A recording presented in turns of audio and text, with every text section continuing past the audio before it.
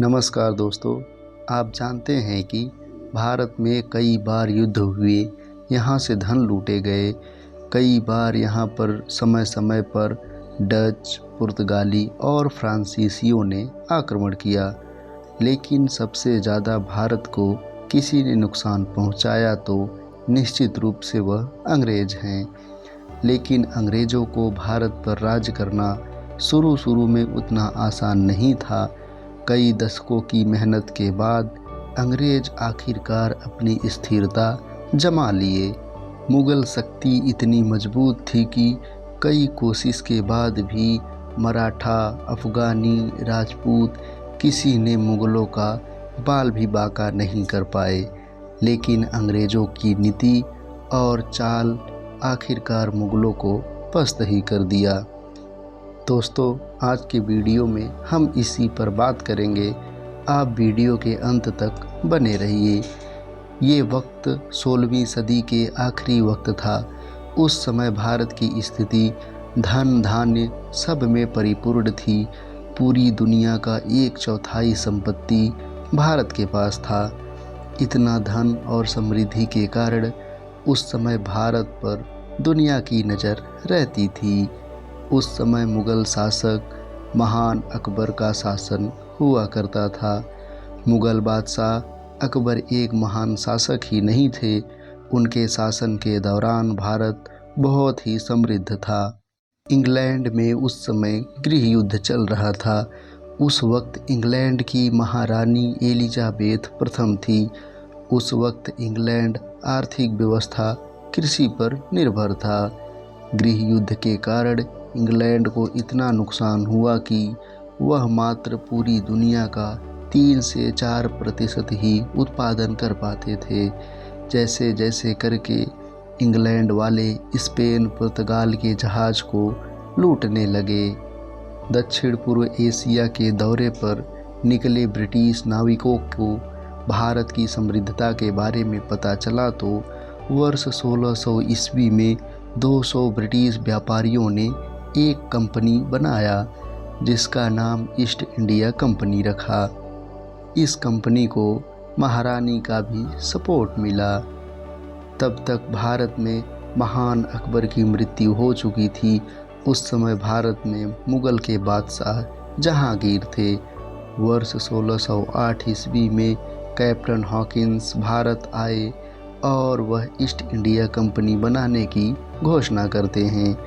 अंग्रेजी suit boot पहने captain Hawkins homos रोज जहांगीर के दरबार में पहुँचे और व्यापारिक प्रस्ताव देते हैं। उस समय भारत में पुर्तगाली, डच पहले से ही व्यापार कर रहे थे। जहांगीर ने अंग्रेज़ों का यह प्रस्ताव अस्वीकार कर दिया। बार बार अंग्रेज़ों के ज़्यादा मुनाफे वाले व्यापारिक प्रस्ताव को भेजे जाने के कारण जहांगीर ने अंग्रेज़ों को भी व्यापार करने की अनुमति दे ही दी। उस समय अंग्रेज भारत में प्रतिष्ठित शहर गुजरात, सूरत, मद्रास धीरे धीरे पूरे देश में व्यापार को अग्रसित होते रहे। अंग्रेज़ों का व्यापार इतना लुभावना होता गया कि भारतीय व्यापारी भी ईस्ट इंडिया कंपनी से जुड़ना शुरू कर दिए। कई दशकों तक व्यापार करने के बाद अंग्रेजी कंपनी का लालच बढ़ता गया और अंग्रेज़ों ने कब्जा करने के लिए वर्ष 1686 ईस्वी में जंग छेड़ दिया। उस समय भारत में महान शासक औरंगजेब का शासन था, जिसकी सेना पूरी मुग़लों में सबसे बड़ी सेना थी। 9 लाख की सेना ने अंग्रेज़ों को ऐसी मार मारा था कि दोबारा अंग्रेज़ औरंगजेब का जब तक शासनकाल था तब तक जुर्रत नहीं किए युद्ध करने की। अंग्रेज़ यह समझ गए थे कि मुग़लों से जीतना आसान नहीं है। अंग्रेज़ों ने औरंगजेब से माफ़ी मांग ली और औरंगजेब ने जुर्माना लगाकर माफ़ कर दिया। पुनः व्यापार करने की अनुमति यह का मुग़लों के अंत का बड़ी वजह बनी। कुछ वर्षों बाद वर्ष 1707 में औरंगजेब की मृत्यु हो गई और मुग़लों का शासन दिशाहीन कमज़ोर होता गया। कई अयोग्य मुग़ल खुद बादशाह बनने के चक्कर में आपस में ही लड़ने लगे। मुगलों के आंतरिक कलह देख अंग्रेज़ों को अपनी ज़मीर मजबूत करने का मौका मिल गया। वर्ष 1717 ईस्वी में मुग़ल बादशाह फ़र्रुखसियर बड़ी बेवकूफ़ी कर बैठते हैं। अंग्रेज़ों के महज एक फरमान से पूरे साल कर मुक्त व्यापार करने की अनुमति दे देते हैं। इसी दौरान पारसिया, जो आधुनिक ईरान है, वहाँ के बादशाह भारत पर आक्रमण कर देते हैं। यह आक्रमण इतना तेज़ी से होता है कि पारसियन सेना अचानक दिल्ली तक पहुँच जाती है।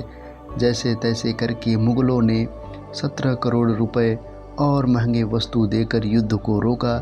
किसी तरह दिल्ली बचा लिए, लेकिन मुग़लों की स्थिति यहीं से कमज़ोर हो जाती है।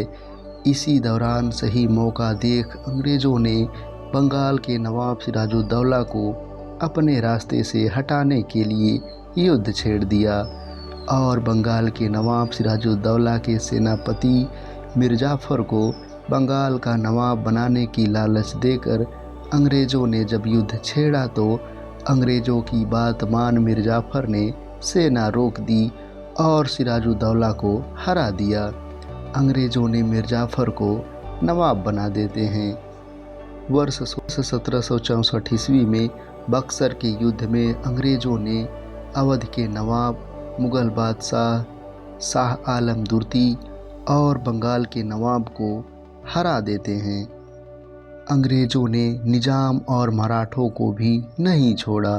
फूट डालो राज करो की नीति से और बड़ा बड़ा लालच देकर लोगों को उन्होंने धीरे धीरे सबको हरा दिया और उनकी रियासत पर कब्जा कर लिया। 18वीं सदी तक अंग्रेज़ भारतीय ज़मीनों पर कब्जा करना शुरू कर दिए। बड़े बड़े जमींदारों को मिलाकर ज़मीनों पर टैक्स वसूलना शुरू कर दिए।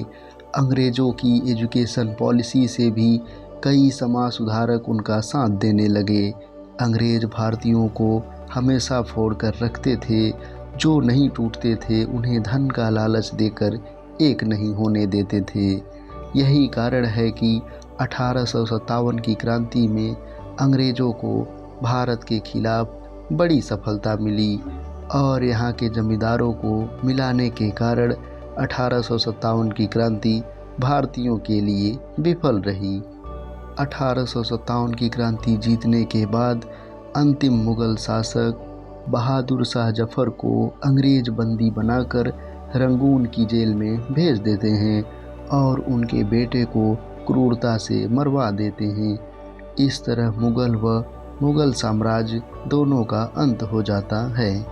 मुग़लों के बारे में तो आप परिचित हो गए होंगे, लेकिन वे अंग्रेज़ जो छोटी संख्या में इतने दूर से भारत आए, उनके लिए यहाँ परिस्थितियाँ विपरीत थी, लेकिन अपने साम दाम दंड भेद से मुग़ल साम्राज्य का अंत कर दिया। इससे आपको उनके गहरी कूटनीति का अंदाज़ा लगा सकते हैं। दोस्तों, यह वीडियो आपको कैसा लगा? अगर पसंद आया हो तो अपने दोस्तों को शेयर ज़रूर करें और चैनल को सब्सक्राइब ज़रूर करें। धन्यवाद।